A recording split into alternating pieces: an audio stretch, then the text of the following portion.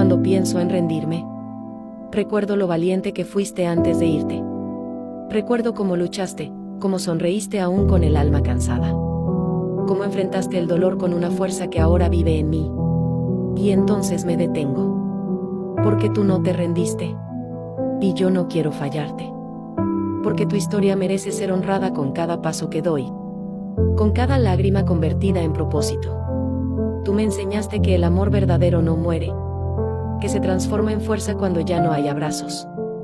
Me enseñaste que aunque el cuerpo se va, el ejemplo queda, la esencia permanece.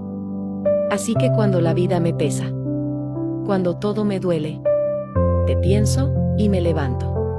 No solo por mí, sino por ti. Porque tu valentía no fue en vano.